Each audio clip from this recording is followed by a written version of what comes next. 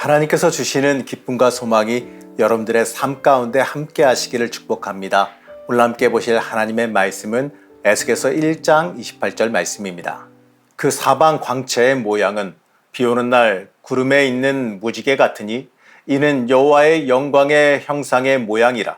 내가 보고 엎드려 말씀하시는 이의 음성을 들으니라. 엔게디 말씀 묵상과 함께 하시는 성도님들을 축복합니다. 오늘부터 에스겔서를 함께 읽어가려고 합니다. 우선 이 에스겔서를 읽기 전에요, 그 당시의 시대 배경 상황을 좀 알아야 됩니다. 당시 시대 상황은 바벨론 포로기입니다. 바로 이 성서의 무대가 이스라엘이 아니라 바벨론 땅입니다. 그렇다면요, 이스라엘 사람들의 그때 당시의 심정이 어땠을까요? 말할 필요도 없이 그냥 참담했지요. 그 모습을 시편 137편에서 이렇게 말하고 있습니다. 우리가 바벨론의 여러 강변 거기에 앉아서 시온을 기억하며 울었도다. 한마디로 참담하게 울부짖었습니다. 고대에서의 전쟁은 신들의 전쟁이었어요. 바로 신들을 대리해서 신들을 힘을 입고 싸우는 전쟁이었습니다. 이스라엘의 패배는요, 바로 야훼 하나님이 바벨론의 신에게 졌다라는 것을 나타냅니다.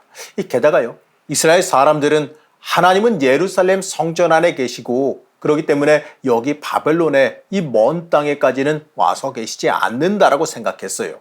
이 당시 사람들이 하나님은 성전 안에만 계시다라고 생각했기 때문에 그렇습니다. 이 말씀을 살펴보게 되면 에스겔이라는 선지자가 하나님의 영이 임하는 것을 느꼈습니다. 그리고 보게 되지요. 1절에서 4절까지 이 말씀 중에 가장 핵심되는 단어가 있는데 바로 보았다라는 단어입니다. 그는 하나님을 봤습니다. 하나님을 보았다라고 하시는 그 분들이 있는데 다 같은 방법으로 하나님 본 것은 아니지요. 하나님을 꿈속에서 볼 수도 있을 것이고 환상으로도 만나서 볼 수 있을 겁니다. 하지만 우리는요, 3절에서 4절 사이에 생략된 한 가지 말을, 한 가지 단어가 있다는 걸 봐야 되는데 바로 그때라고 하는 단어입니다. 3절 말씀 보시겠습니다. 갈대아 땅 그발 강가에서 여호와의 말씀이 부시의 아들 제사장 나 에스겔에게 특별히 임하고 여호와의 권능이 내 위에 있으니라. 여호와의 권능이 내 위에 있으니라. 그때 내가 보니. 여호와의 권능이 임하고 있을 때 그가 봤습니다. 이 꿈에서 본 것도 아니고 바로 실제로 봤어요. 하나님은요, 예루살렘 안에만 계신 줄 알았는데 이렇게 이 먼 바벨론에서 하나님을 직접 봤습니다. 이때 당시에 그 에스겔의 입장에서 보게 되면 이거 얼마나 기가 막힌 일이겠습니까? 하나님이 이제 이 땅에는 안 계신 줄 알고 이제 비통해하고 있었는데 이제 더 이상 방법이 없구나 이러고 있었는데 그 하나님이 바로 눈앞에 나타나셨거든요. 에스겔서 1장을 전체적으로 이끌어가는 것은 내가 직접 보았다라는 겁니다. 에스겔은요, 하나님의 임재하심을 눈으로 봤습니다. 하나님이 거기 계신다. 그 먼 바벨론 땅, 그 절망의 땅, 아무것도 없이 이제 끝났구나 하는 그곳에 하나님께서 돕기 위해 계신다라는 것을, 그걸 이렇게 에스겔처럼 눈으로 드러나게끔 보이게끔 전달해 준 성경은 어디에도 없거든요. 이 4절에 보게 되면 하나님께서 회오리 바람으로 오시는 것을 묘사해요. 내가 보니 북쪽에서부터 폭풍과 큰 구름이 오는데 그 속에서 불이 번쩍번쩍하여 빛이 그 사방에 비치며 그 불 가운데 단쇠 같은 것이 나타나 보이고. 왜 하필이면요, 하나님을 갖다가 강하고 급한 회오리 바람처럼 오고 계신다라고 묘사할까요? 그 이유가 뭘까요? 바로 하나님이 지금 급하신 거지요. 바벨론 강가에는 이스라엘 민족을 찾아가시는 하나님이 급하신 겁니다. 그렇게 급하게 빠르게 다가오고 있다는 얘기예요. 바로 현실의 문제에 대한 답이지요. 우리가 힘들 때, 우리가 하나님이 없을 것 같이, 하나님이 없는 것 같이 힘들 때 하나님은요, 우리에게 회오리 바람처럼 급하게 다가오고 계신다는 것을 잊지 마시기 바랍니다. 그리고 하나님께서 오시는 그 모습이 이 시뻘건 불이 번쩍이고 사방을 비치고 한가운데는 시뻘건 불이 있다 이렇게 묘사하는데 이건요, 바로 하나님의 영광을 뜻하는 표현이에요. 하나님이 입으신 옷은 에스겔이 보니까 영광이었다는 거예요. 에스겔이 여기서 말하고자 하는 것은요, 하나님께서 패배자의 옷을 입으신 것이 아니라 바로 영광의 옷을 입으셨다는 겁니다. 그렇게 나타나신 하나님의 영광이 여기 눈앞에 있다는 겁니다. 그리고 여기에서의 표현은요, 과거형이 아니라 현재 진행형이지요. 지금 이 순간에도 계속해서 하나님의 영광이 지속되고 있다는 겁니다. 성경 안에만 계신 하나님이 아니고 내 인생의, 내 삶의, 지금의 내 삶에도 살아계신 하나님이시다라는 것을 뜻하는 겁니다. 하나님이요, 우리와 멀리 떨어진 한가하신 하나님이 아니라 하늘 보좌를 타고 역사 속으로 우리의 삶 가운데로 돌진해 오시는 하나님이시라는 걸 깨달아야 돼요. 바로 우리의 삶 속에 직접 개입하시고 영향력을 끼치는 하나님의 역사가 있음을 우리가 믿고 고백해야 됩니다. 이제 새로운 핵심 단어가 등장하는데 바로 네 가지의 생물이에요. 사람, 소, 사자, 독수리. 이것과 비슷한 생물을 이야기하지요. 이 생물들은요, 하나님의 보좌 아래서 보좌를 끄는 생물들입니다. 고대 바벨론은 다신론 사상이었습니다. 그 신들 중에서도요, 여러 신들 중에서도 강력한 신들이 있어서 이 바벨론 사회를 이끌어가는 신들이 있었는데 네 가지의 신들이 있었어요. 그 첫째가 마르둑인데 이놈은 소를 형성한 모습을 가지고 있고, 이 네르같이 그 음부를 주관하는 신인데, 얼굴에 그 사자의 이 네르라는 신들은 이제 얼굴을 주관하는 그 음부를 주관하는 그 사자 같은 음부를 주관하는 그 사자처럼 생긴 신입니다. 그리고 니닙이라는 신은 전쟁의 신으로 독수리가 상징이에요. 또 나브란 신이 있었는데 이거는요 대견인의 역할을 하는데 이건 사람의 모습을 형성하고 있었다 그럽니다. 에스겔서가 쓰여질 때 당시 바벨론에서요 한마디로 이것들이요 가장 강한 신들의 모습이었다는 거죠. 다시 말하면 이거예요. 바벨론의 주신들이라는 겁니다. 그런데 이 신들이 지금 뭐 하고 있느냐? 하나님의 보좌 밑에서 하나님의 수레를 끌고 있어요. 하나님이 일리 가라 하면 일리 가고 저리 가라 하면 저리 가라고 이런 식으로 하나님의 수레를 끌고 있다는 거죠. 12절 말씀 보시겠습니다. 영이 어떤 쪽으로 가면 그 생물들도 그대로 가되 돌이키지 아니하고 일제히 앞으로 곧게 행하며. 다시 말하면요. 바벨론의 주신들이 그들이 역사를 이끌어가는 게 아니라 바벨론의 주신들이 바벨론의 역사를 이끌어가는 게 아니라 사실 바벨론의 역사마저도 하나님이 그들을 통해서 이끌어가고 계신다는 겁니다. 하나님의 모든 걸 이끌어가신다는 거죠. 아무리 강한 신일지라도 하나님께서 그 위에 계신다라는 그 사실을 잊지 말아야 돼요.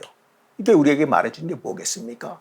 우리의 인생 세상 것들이 좌우하고 뒤집고 흔드는 것처럼 보이지만 아니에요. 사실 그 위에 하나님이 계신다라는 거예요.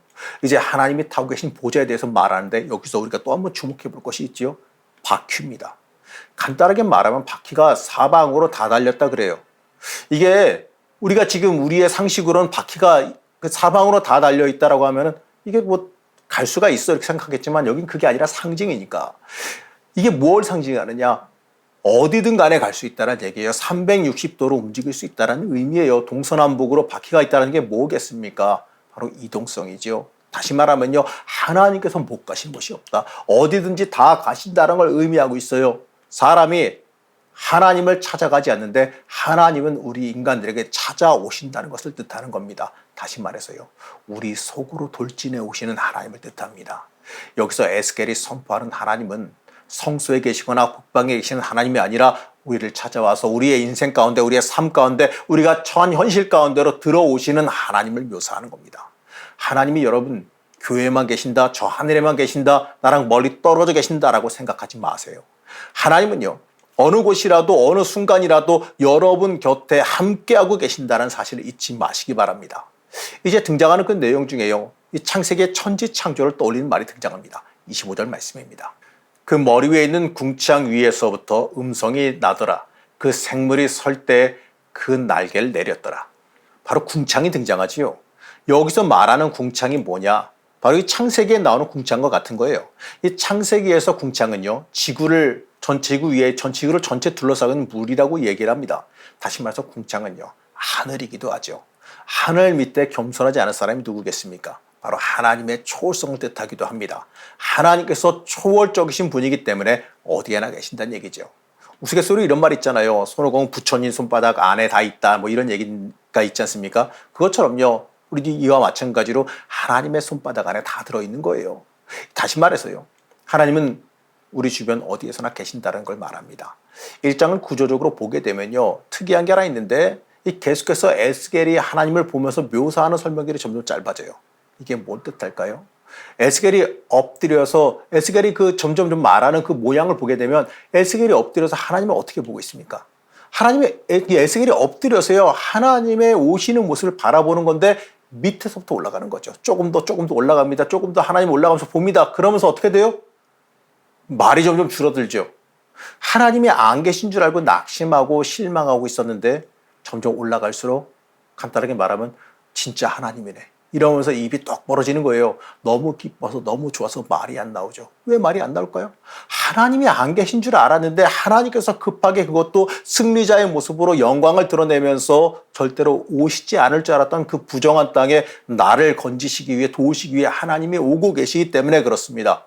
에스겔서의 시작은 바로 이것입니다. 하나님이 여기에 함께 하신다라는 겁니다.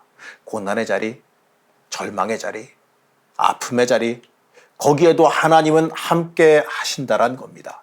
에스겔은요, 바로 하나님이 여기 오신다라는 확신을 말합니다. 하나님의 임재하심, 도우심, 찾아오심을 느끼고 말해요. 에스겔은 직접 체험하고 그 체험을 전하고 있습니다.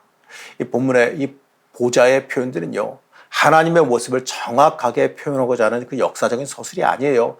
바로 하나님이 어디에 계신지를 말하려고 하는 겁니다. 여러분, 하나님은 어디에 계십니까? 바로 여러분의 인생 가운데 함께하고 계십니다. 살아가는 성도 여러분, 인생 살면서 때때로 삶이 힘드십니까? 어떤 경우에는 하나님이 나와 관계없으신 것 같고 하나님이 꼭 안 계신 것 같지 않습니까? 아니면 하나님은 내가 있는 이 삶의 자리에는 절대로 오시지 않을 것 같을 때가 있습니까? 아니에요. 오늘 말씀에서는 하나님께서는 바로 하나님께서 도와주시기 위해서 승리자의 모습으로 오신다라고 말하고 있어요. 확신하시기 바랍니다, 여러분. 하나님은요, 여러분에게 지금 다가오십니다.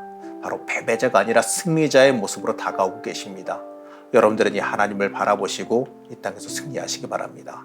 하나님은 승리의 왕으로 우리에게 오십니다. 그 하나님 바라보면서 철저히 의지할 수 있어야 됩니다. 여러분, 오늘 하루도 우리에게 다가오신 그 하나님을 은혜로 소망하시기를 시간 간절히 축복합니다. 우리를 지키시고 인도하신 하나님, 삶을 살아가면서 때때로 고난과 어려움에 좌절할 때가 많습니다. 고난 중에도 우리를 향해 어디든 찾아오시며 지키시고 보호하시는 하나님의 은혜를 만나기를 원합니다. 그 하나님의 은혜를 바라보며 하나님 의지하며 이겨나가게 허락하여 주시옵소서. 오늘 하루도 하나님의 복과 은혜가 충만하기를 소망하며 예수님의 이름으로 기도드렸습니다. 아멘.